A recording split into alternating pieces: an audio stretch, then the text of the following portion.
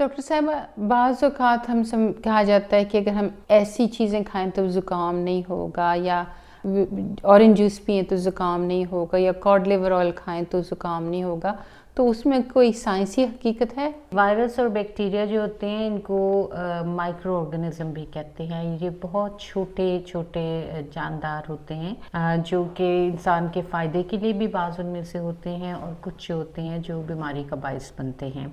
Antibiotic इस्तेमाल करने से किस तरह नुकसान हो सकता है डॉक्टर साहिबा?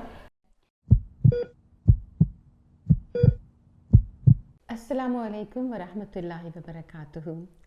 अल फज़ल हेल्थ पॉडकास्ट की अगली किस्त के साथ आपकी खिदमत में हाजिर हैं। आज हम मौसमी बीमारियों के बारे में बातचीत करेंगे। मेरे साथ इस गुफ्तगू करने के लिए हैं डॉक्टर शाफी समीर साहिबा। अस्सलामु अलैकुम वरहमतुल्लाहि वबरकातुहू डॉक्टर साहिबा। वालेकुम अस्सलाम वरहमतुल्लाहि वबरकातुहू। डॉक्टर साहिबा, हमने ये देखा है कि जब मौसम बदलता है तो फिर नज़ला, ज़ुकाम, बुखार और खांसी टाइप की चीज़ें शुरू हो जाती हैं। ये किस वजह से होती हैं?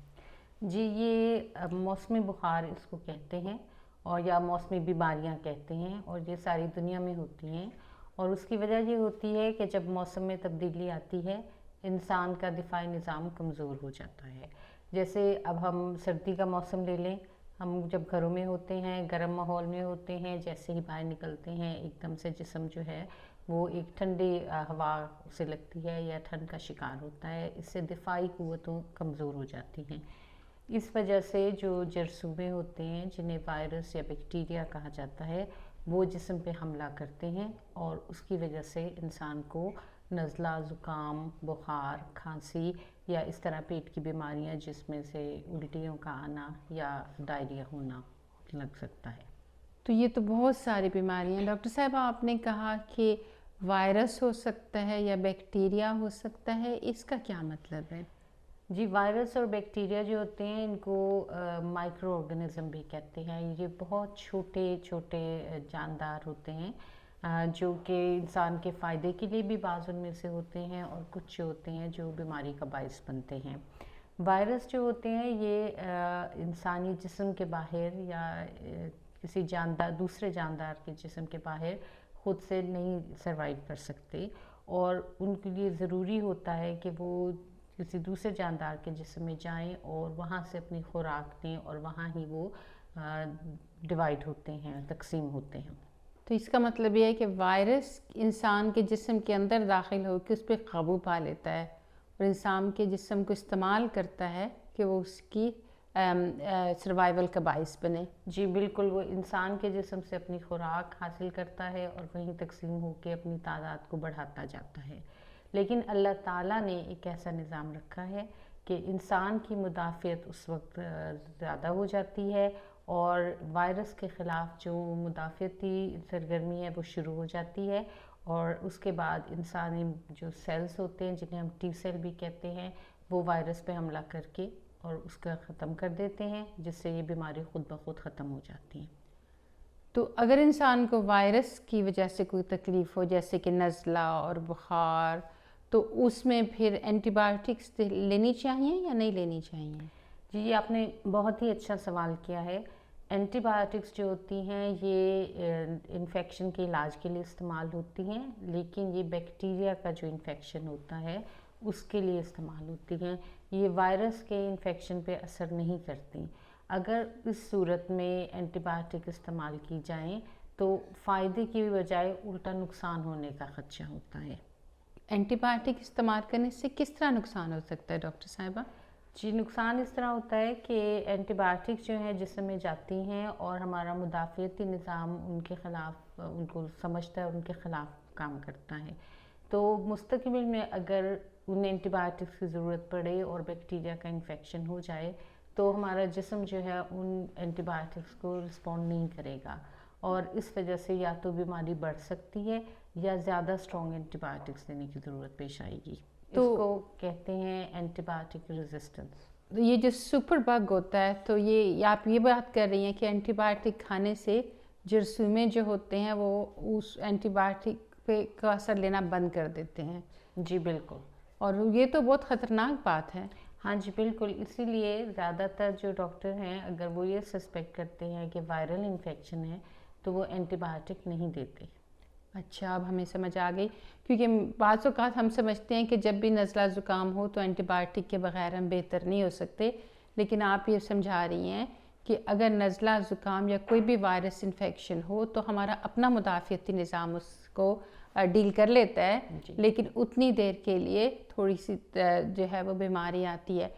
تو جو وائرس ہوتا ہے جیسے عام نزلہ، بخار، زکام، کھانسی، تو اس کے لیے پھر ہم کو کیا کرنا چاہیے؟ جی پہلی بات تو یہ ہے کہ اپنی صحت کو، عام صحت کو اچھا بنانا چاہیے، اپنی خوراک اور ورزش کا خیال کرنا چاہیے، اور جب موسمی تبدیلیاں واقع ہوں اس وقت یہ ضروری ہے کہ آپ ایسی خوراک لیں جس سے کہ آپ کی مدافعت بڑھے، جیسے وٹامن سی ہے، جیسے اسی طرح سے دوسری وٹامنس ہیں ان کا استعمال کیا جائے، تازہ سبزیاں اور پھل کھائے جائیں، اپنے آپ کو ڈی ہائیڈریٹ نہ کریں، پانی کا استعمال کریں وافر مقدار میں، ہائیجین کا خاص طور پہ خیال رکھیں، ہینڈ ہائیجین جسے کہتے ہیں، جیسے ہاتھ دھونا، اس کا خیال رکھیں۔ اگر آپ کے ارد گرد کوئی ایسے لوگ ہیں جن کو اس وقت انفیکشن ہے تو کوشش کرنی چاہیے کہ ان سے دور رہیں، اور اگر یہ ممکن نہیں ہے تو پھر آپ ماسک پہن سکتے ہیں یا دستانے پہن سکتے ہیں، یا اگر آپ ان کے قریب ہیں تو آپ اپنے ہاتھوں کو دھو کے اور پھر اس کے بعد جو ہے احتیاطی تدابیر اختیار کر لیں۔ ٹھیک ہے، کوئی دوائیاں ڈاکٹر صاحب ہم کھا سکتے ہیں اگر سر میں درد ہو یا جسم ٹوٹ رہا ہو جیسے کہ زکام میں ہوتا ہے؟ ہاں جی بالکل، اس میں آپ دوائیاں جو ہوتی ہیں جن کو ہم پین کلرز بھی کہتے ہیں جیسے پیراسیٹامول ہے، اس کا استعمال کر سکتی ہیں، اور وہ آپ کے سمٹمز کو جو ہے بہتر کر دیتی ہیں، اور جو یہ تکلیف ہوتی ہے سر درد ہونا، بخار کی کیفیت اور جسم کا ٹوٹنا، یہ اس سے بہتر ہو جاتا ہے۔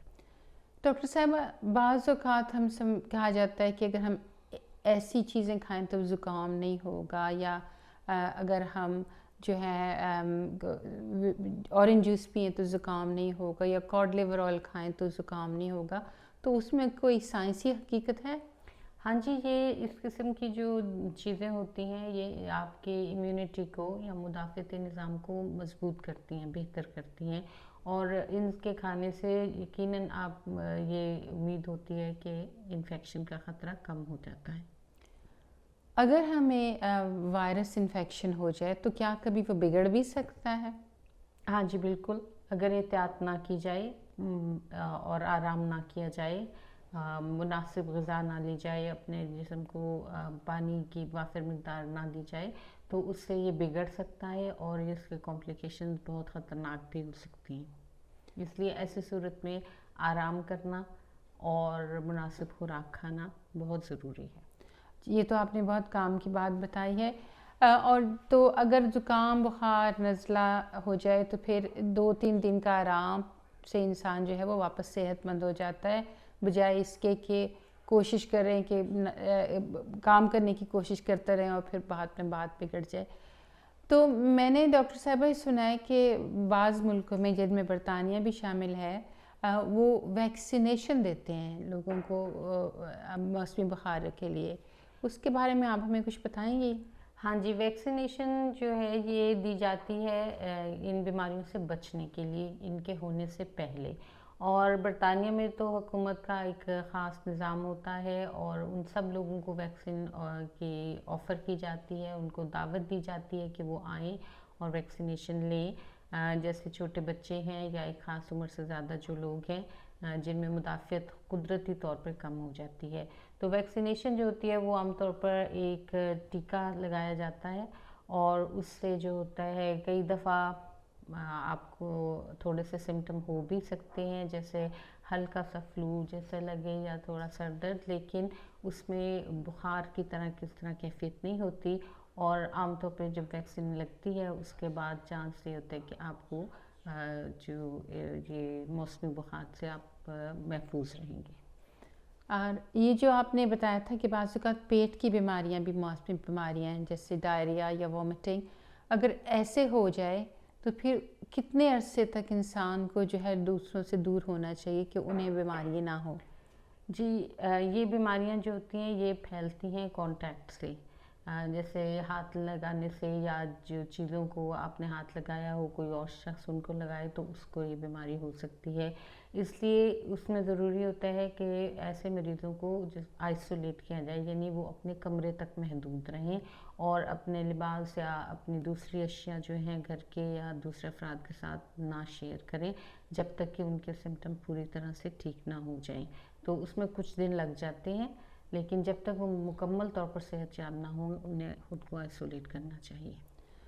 ہمارے ذہنوں میں کافی تازہ ہے کہ کرونا وائرس کی وبا پھیلی ہوئی تھی اور بڑی اس کی وجہ سے تکلیف تھی. کیا آج کل بھی کرونا وائرس ہو رہا ہے ڈاکٹر صاحبہ؟ ہاں جی، کرونا وائرس جو ہے وہ مکمل طور پہ ختم نہیں ہوا، لیکن اللہ تعالیٰ کے فضل سے اس زور سے انفیکشن نہیں ہوتا اور اتنی زیادہ کمپلیکیشنز اب نہیں ہو رہی.